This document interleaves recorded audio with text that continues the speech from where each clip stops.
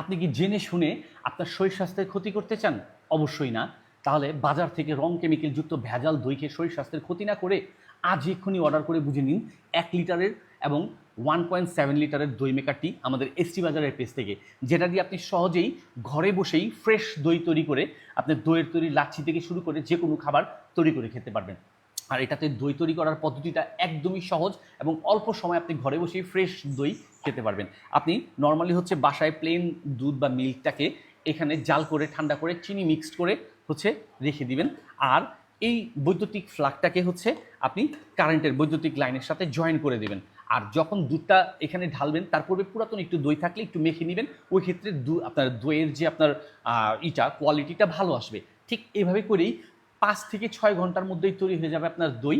আর আপনি ওই দইটাকে ফ্রিজে রেখে দিলে পুনরায় দইটা কিন্তু ঠান্ডা হয়ে যাবে।